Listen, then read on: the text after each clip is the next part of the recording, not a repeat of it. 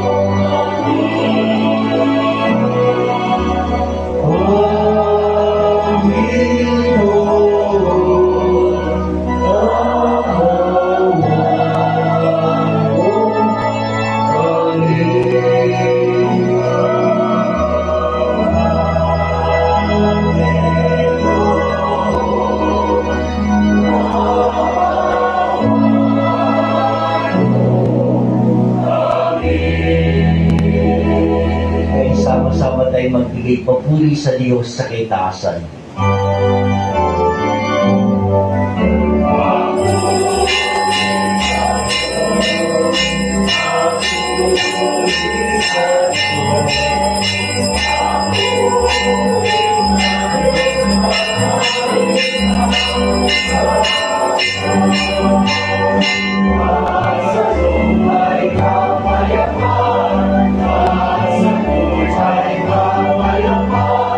Sa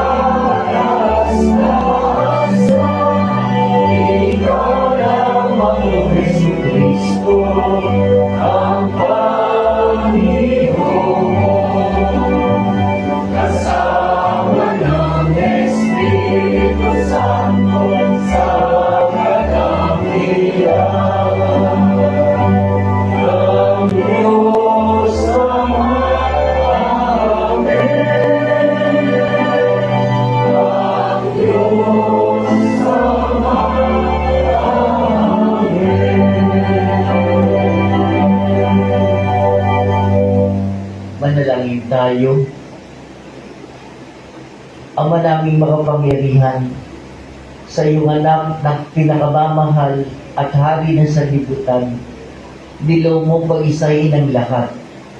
Itulot mo ang tanang kinapal na pinalaya sa kaalipinan ay makapaglingkod sa iyong kadakilaan at makapagpuri sa iyo ng walang humpay sa pamamagitan ni Jesucristo kasama ng Espiritu Santo magpasawalang hanggan.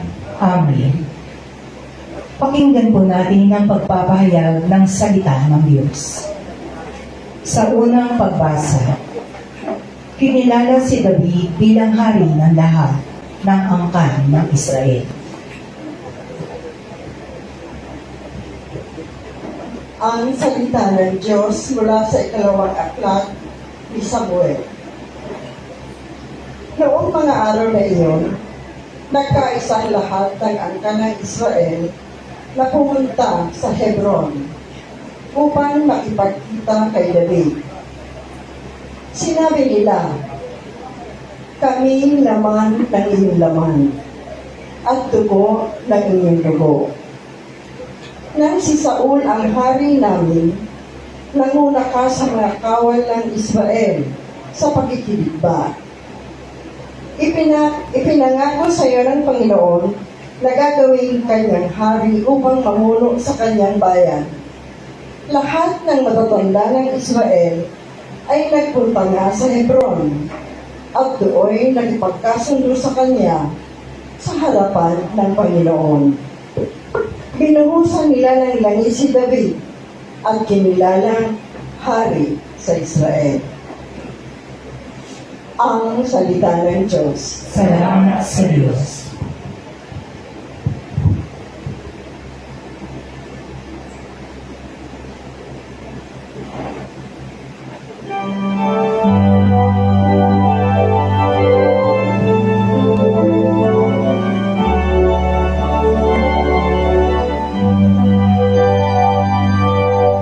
Masaya tayo papasok sa tahanan ng Diyos.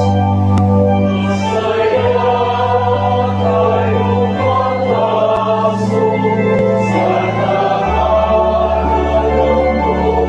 Diyos. O ay nagsasabi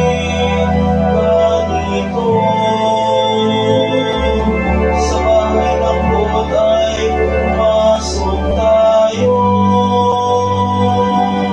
Sama-sama kami matapos sa bibig.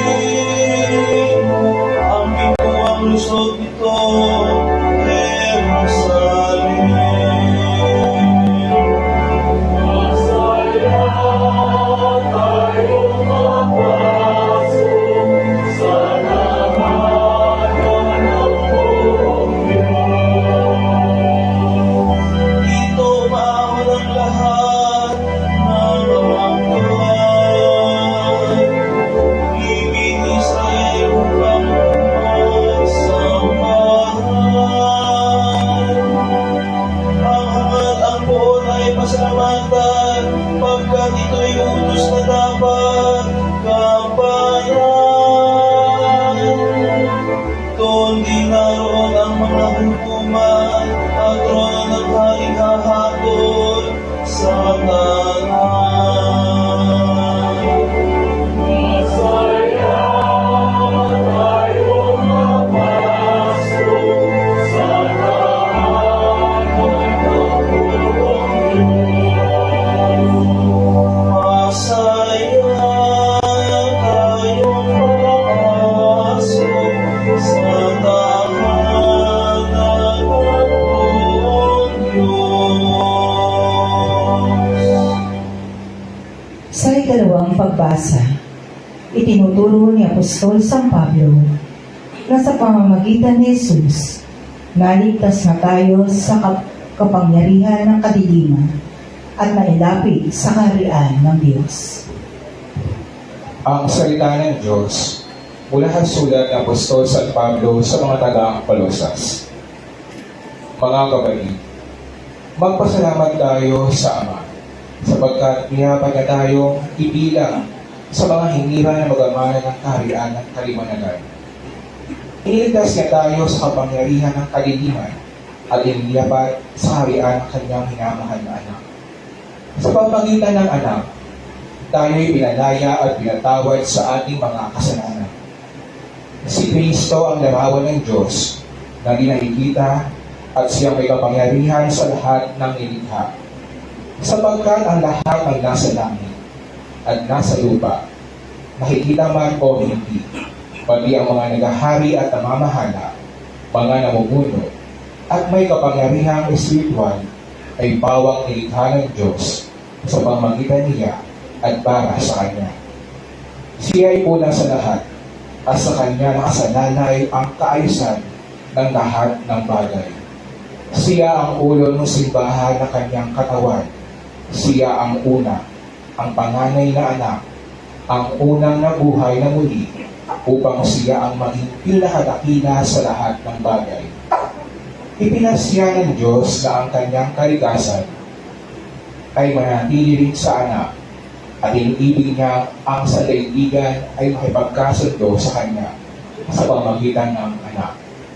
Sa pamagitan ng pagkamatay nito sa krus, nagkasundo nga ang Diyos at ang lahat ng nilikha sa langit at sa lupa. Ang salita ng Diyos. Salamat sa Diyos.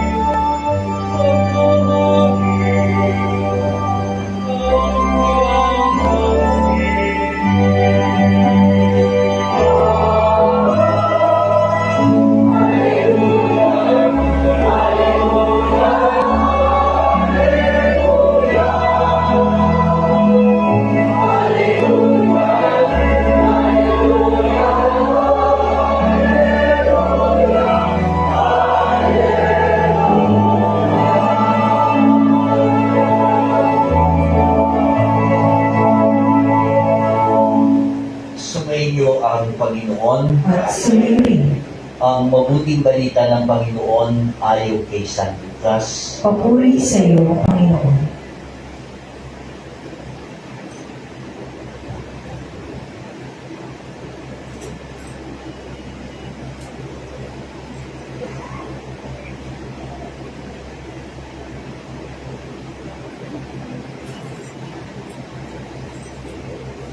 Noong panahon yun, nilibak si Jesus ng mga pinuno ng bayan. Ang nila, iniligtas niya ang iba, iligtas naman niya ngayon ang kanyang sarili. Kung siya nga ang Mesiyas, ang hinirang ng Diyos. Nilibak din siya ng mga kawal, nilapitan at tinalok ng maasim na alak. Sinabi nila, kung ikaw ang hari ng mga Hudyo, iligtas mo ang iyong sarili. At nakasulat sa ulunan niya sa wikang Grego, Latin at Hebreo, ito ang hari ng mga Hudyo. Tinuya siya ng isa sa mga salaring nakabitin at ang sabi, hindi ba ikaw ang Mesiyas? Iligtas mo ang iyong sarili, pati na kami. Ngunit pinagsabihan siya ng kanyang kasama, hindi ka ba natatakot sa Diyos? Ikaw may pinarurusahan tulad niya. Matuwid lamang na tayo'y parusahan ng ganito dahil sa ating mga ginawa. Ngunit ang taong ito'y walang ginawang masama. At sinabi niya, Jesus, alalahanin mo ako kapag naghahari ka na. Sumagot si Jesus, sinasabi ko sa iyo, ngayon din isasama kita sa paraiso. Ang mabuting balita ng ating Panginoon. Pinupuri ka namin, Panginoong Jesucristo.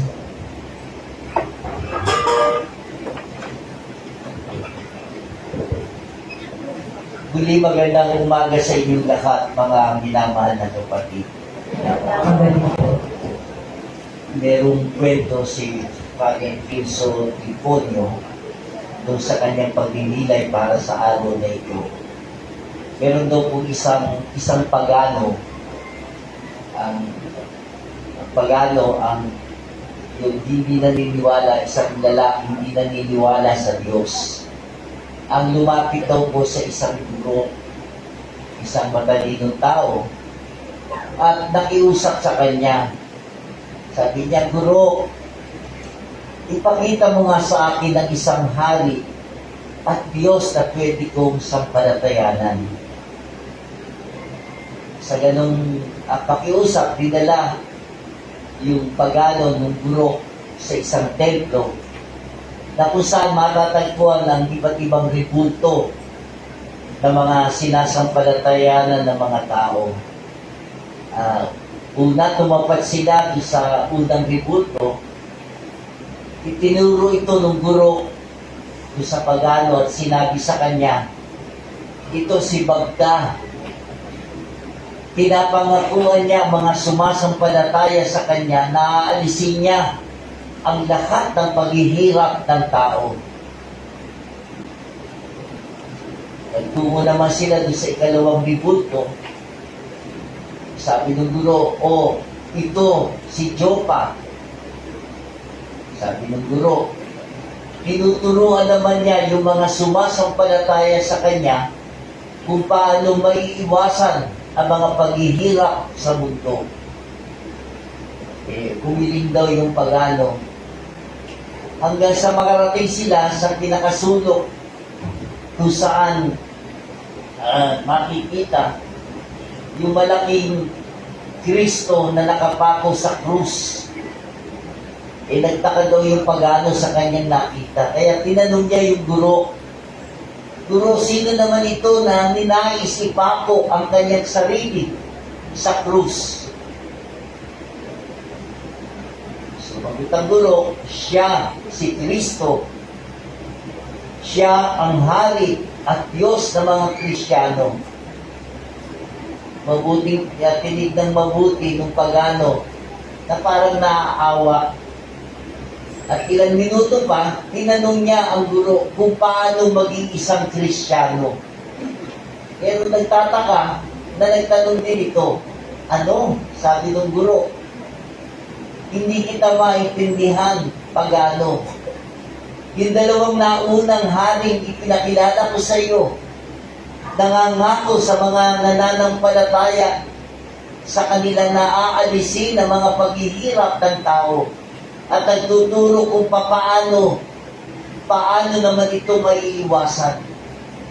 Pero itong Kristo, walang ipinapangakong ganyan sa mga sumasampalataya sa Kanya. Bakit mas napili mo ang hari ng mga Kristiyano? Sinulit siya ng pagano na sabi, ang hari na nangangakong aalisin ang lahat ng paghihirap sa mundo, hindi tunay na hari o Diyos. Dahil ang paghihirap sa mundo ay hindi kung paano ang paghihirap ay kaakibat ng buhay ng tao.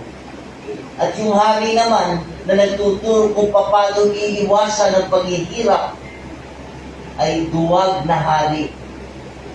Hindi kailanman maiiwasan ang paghihirap sa mundo. Subalit ang hari ng mga Kristiyano na personal na nakaranas ng paghihirap ay makakatulong sa tao upang malaman ang tunay na kahulugan ng paghihirap at kung paano ito haharapin. Kaya kung maintindihan ng tao ang kahalagahan ng paghihirap at mga pagsubok, magkakaroon ng tunay na kaligayahan at kapayapaan sa mundo. Matapos siya sabihin ito, sinabi mo sa kanya ng guro, tama, sinabi mo ang katotohanan. Halika, ibig ko na rin maging isang Kristiyano. Mga minamahal na kapatid, sa araw nga ito, ang ating inang simbahang Katoliko ay nagdiriwang ng kapistahan ni Kristong Hari. Ngayon din ang pagtatapos na tinatawag na po ng kalendaryong liturhiya ng ating inang simbahan. Ginugunita natin si Kristo bilang Hari. Marapat lamang siguro na tanungin natin ang ating mga sarili. Anong klaseng hari si Kristo sa buhay ko? At saan matatagpuan ang kanyang kaharian?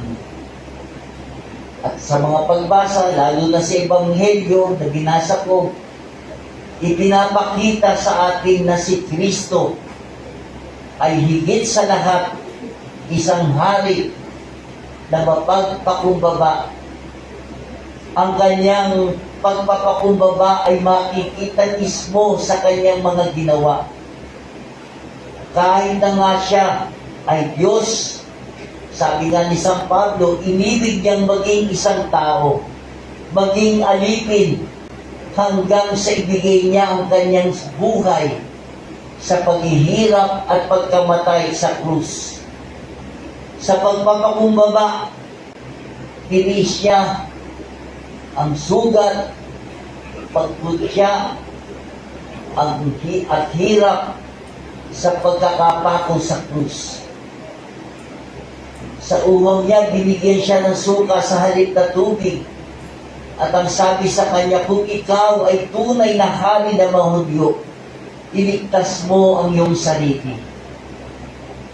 Isang hari na nagbata ng hirap upang sa bandang huli, akayin tayo sa kanyang muling pagkabuhay. Mga minamahal na kapatid, madalas tanggapin po natin, nawawala sa atin ang diwa o espiritu ng pagsasakripisyo dahil na rin sa kataasan ng kayabangan. Gumagawa tayo ng paraan kahit na mali para iwasan kung hindi man tuluyang pawingin ang paghihirap o pagsasakripisyo.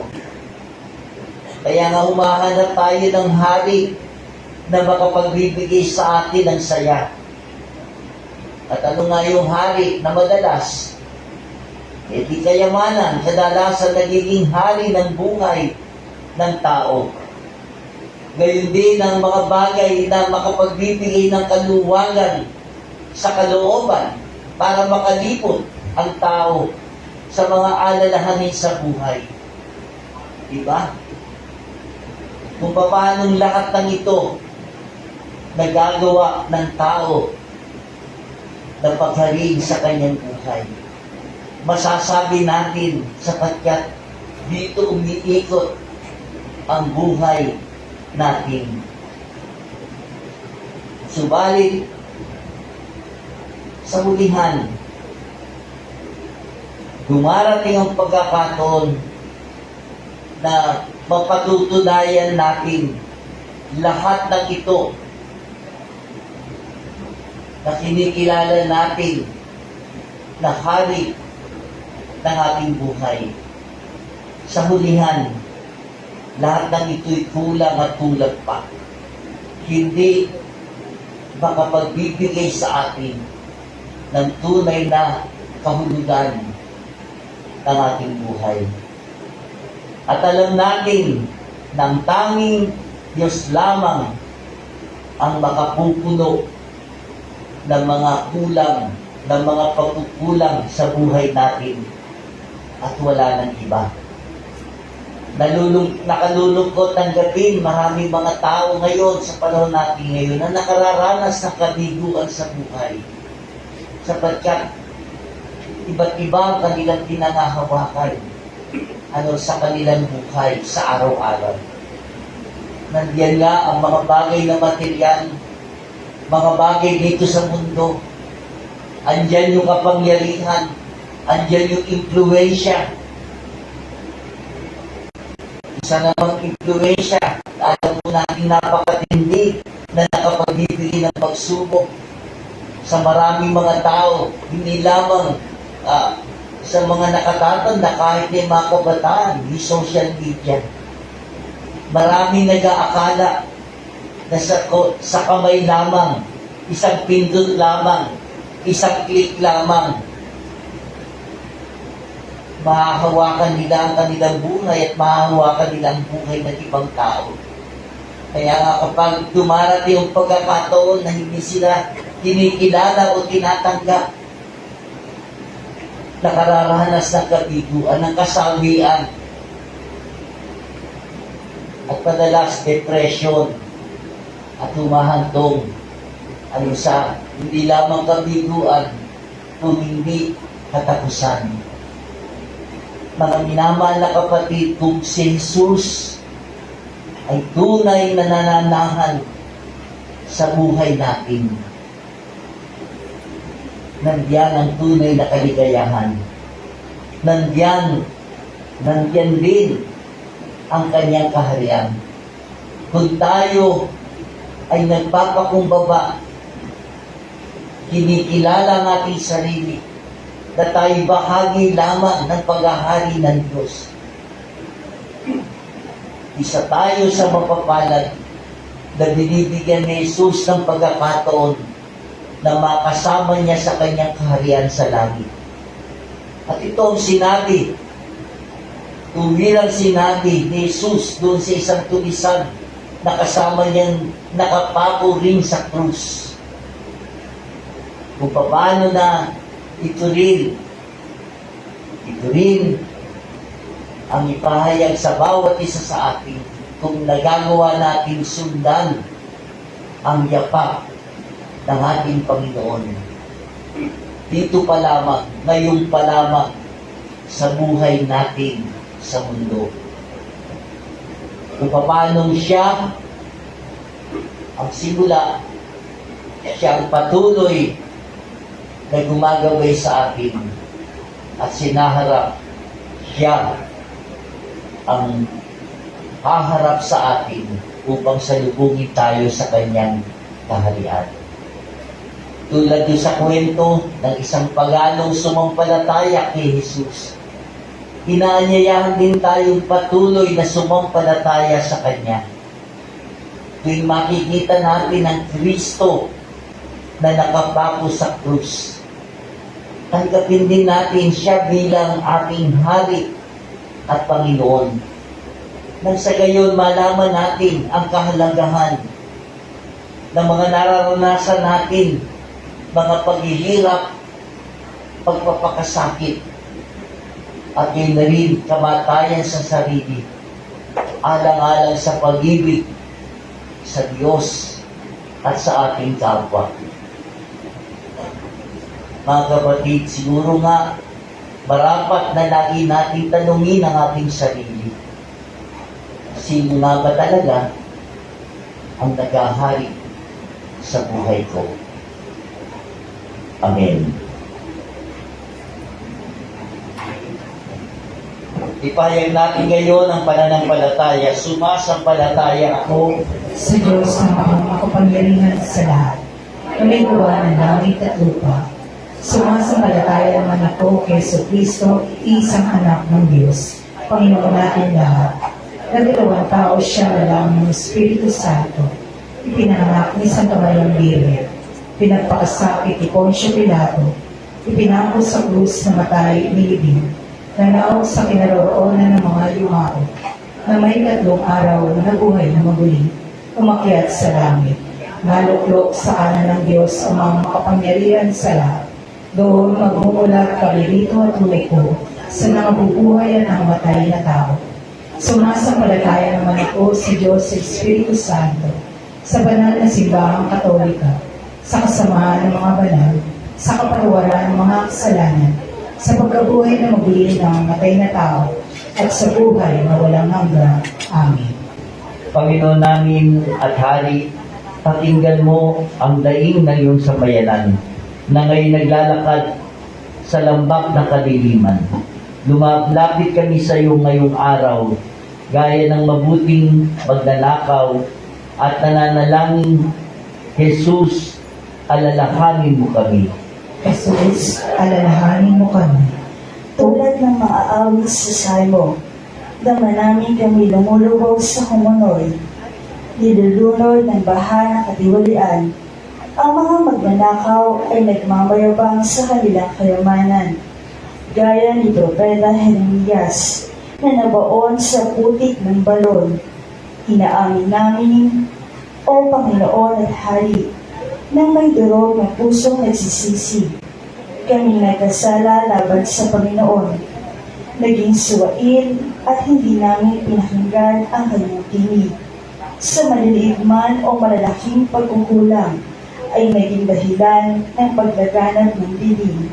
Sa pag-aabot ng lagar sa fixer at sa pulis trapiko, sa pagtanggap at pagpapalaganap ng kasinungalingan at peking balita, sa pagtanggap ng mga donasyon mula sa mandarambok at mapang-abuso, sa pananahimik sa harap ng kawalang katarungan, alang-alang sa kaginhawaan.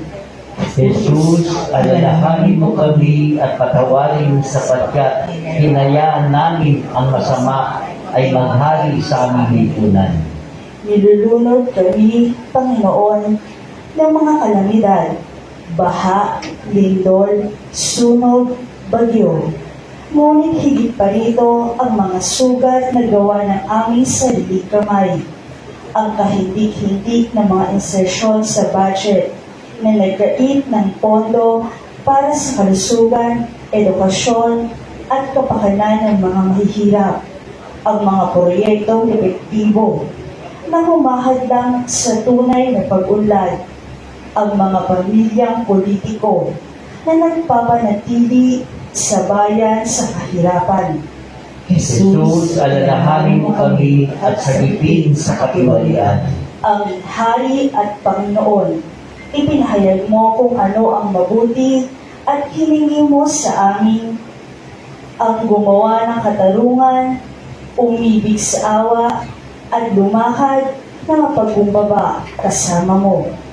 Kami nabigo, ngunit hindi kami mawawala ng pag-asa, sapagkat sinabi ni Apostol Pablo, ang pag-asa ay hindi nagbubunga ng pagkabigo, sapagkat ang pag-ibig ng Diyos ay ibinuhos sa ating mga puso sa pamamagitan ng Espiritu Santo. Jesus, alalahanin mo kami at baguhin ang puso ng aming bayan.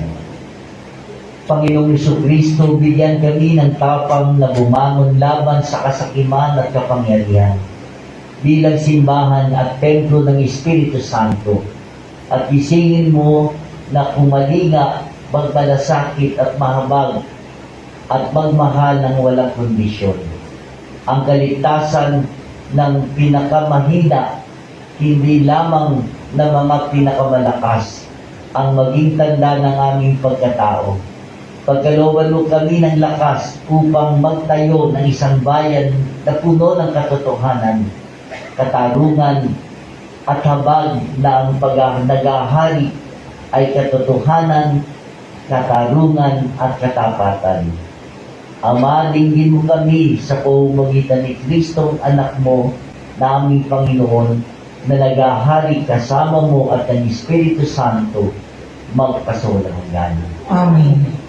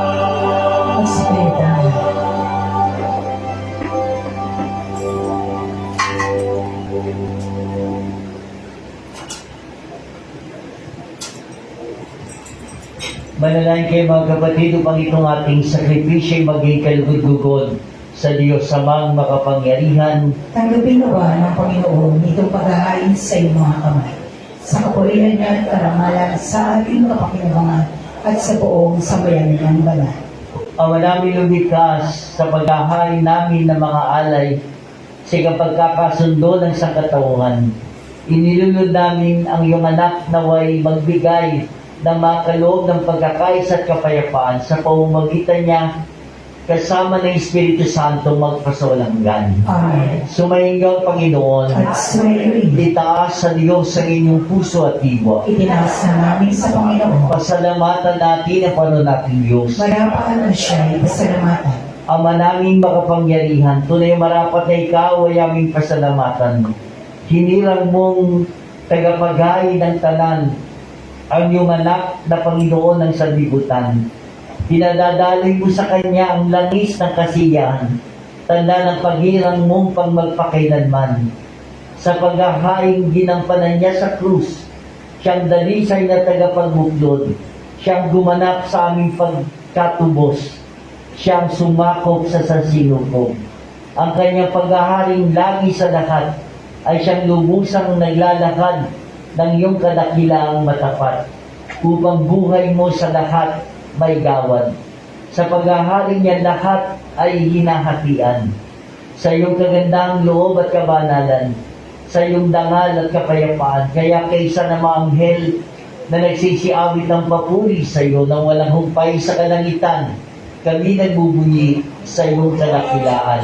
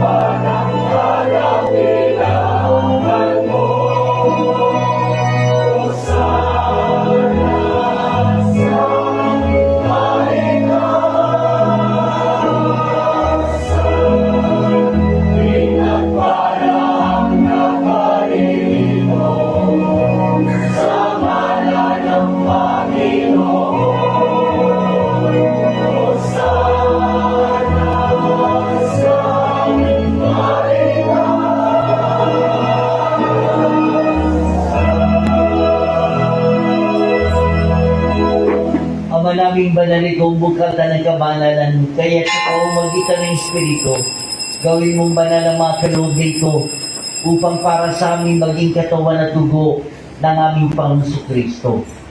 Bago niya pinagtiis ang kusang loob na maging handog, hinawakan niyang tinapay, pinasalamatan kanya, pinagati-hati niya yun, inyabot sa kanyang malagal at sinabi, tanggapin niyo lahat ito at kanin. Ito ang aking katawan na ihahandog para sa inyo.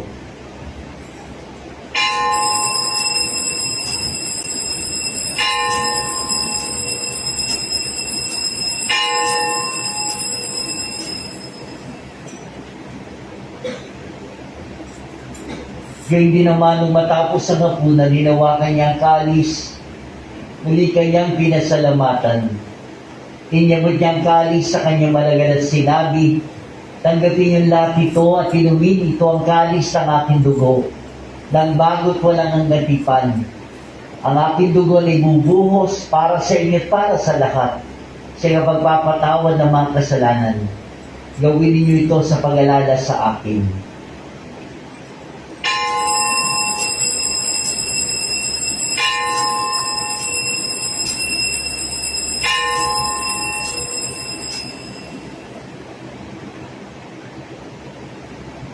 Ipagbunyi natin ang misteryo ng pananampalataya. Aming ipinahayag, namatay ang iyong anak, nabuhay bilang Mesiyas, at magbabalik sa wakas.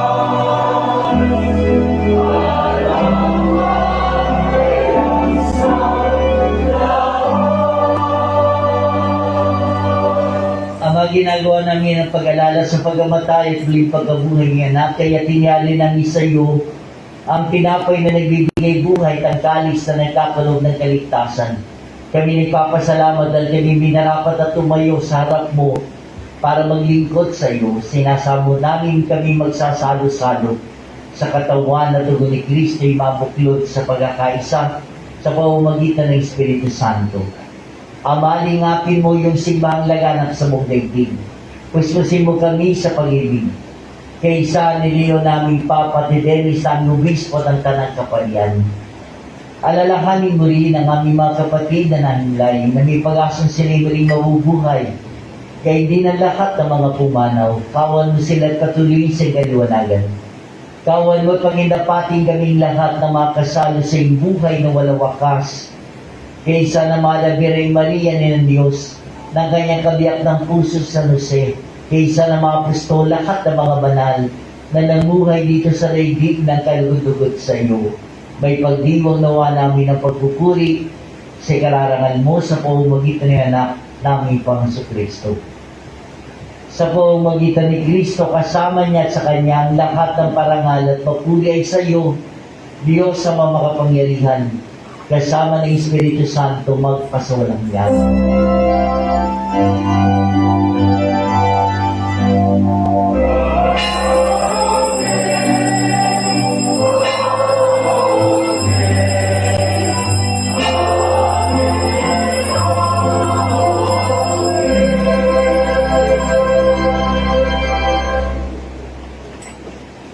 Mga kapatid, ngayon isama-sama tayo na buong kababaang loob tumawag sa ating Ama sa panalangin ng mga anak.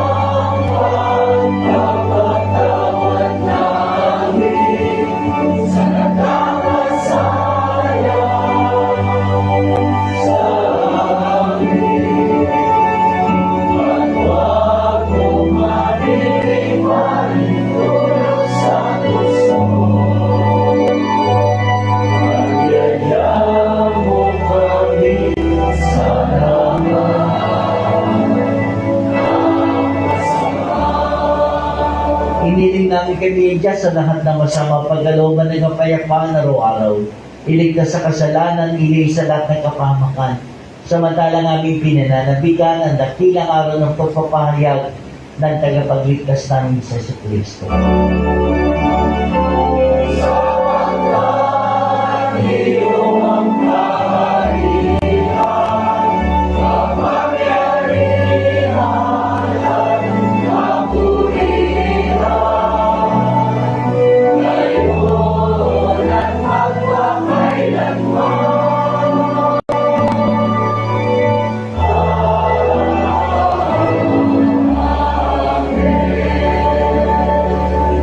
Kristo, sinabi mo si Apostol, kapayapaan ang iniwo ko sa inyo, ang aking kapayapaan ang ibinibigay ko sa inyo. Tungayan mga aming pananampalataya at huwag ang aming mga pagkakasala.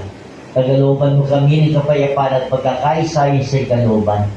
kasama ng Espiritu Santo magpasulanggan. Amen. Kapayapaan ng Panginoon ay sumayin lahat. At sumayo rin. Ibahagi natin ang kapayapaan na nagmumula sa Panginoon sa isa't isa. Magbatian tayo.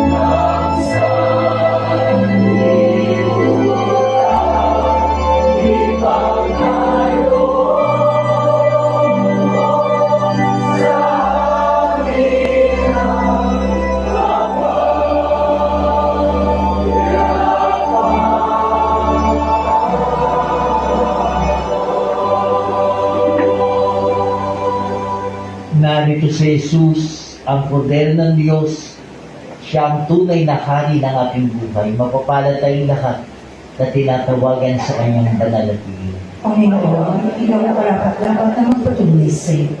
Ngunit sa isang salita mo lang ay gagaling na ako.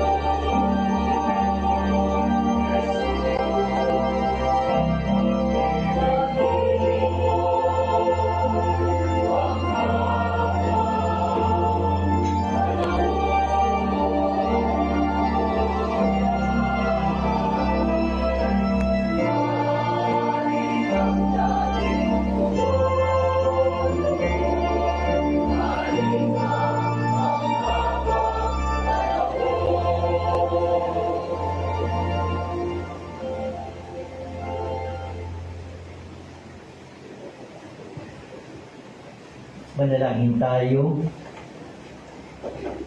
Ama namin mapagmahal, kami pinapakinabang mo sa pagkain na bibigay buhay ay nagsusumamong kay sa niyang makapabuhay sa kaharian sa langit magpakailanman. Pakundangan sa karangalang sundin ng mga kautusan ng haring si Kristo sa sanlibutan, sa pamamagitan niya kasama ng Espiritu Santo magpasawalang hanggan. Amen.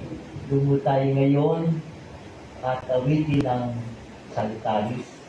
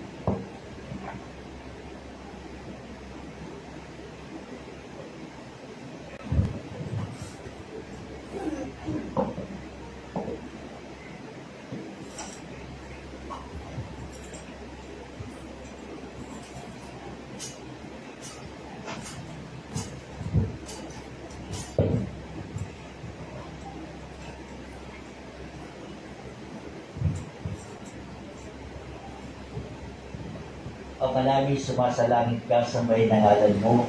Mapasamin ang kalin mo, sundin ang loob mo dito sa lupa para sa langit. Bigyan mo kami ngayon ng aming kakain sa araw-araw.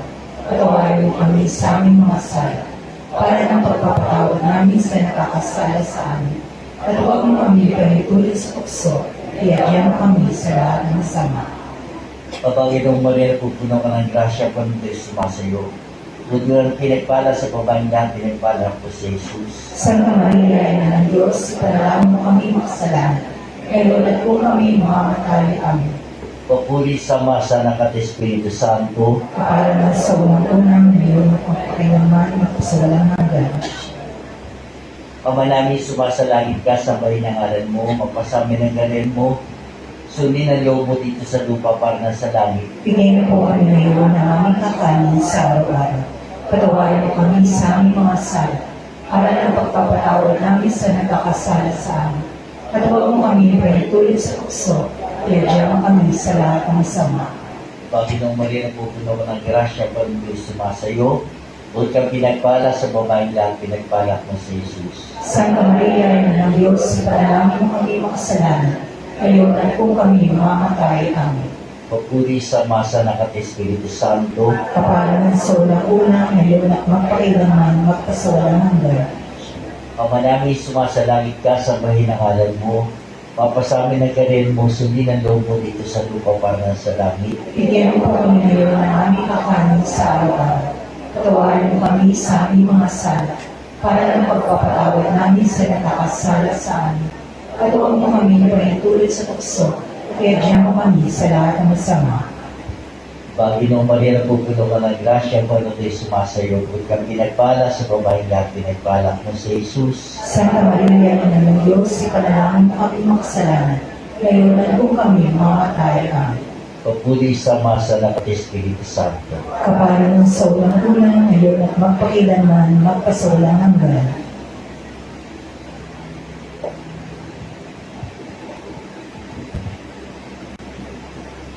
Ngayon po ay magsisimula na po ang banal na oras. Panatili pong tahimik dito sa loob ng bisita na ngayon ay nakapatente ang Santisimo Sacramento.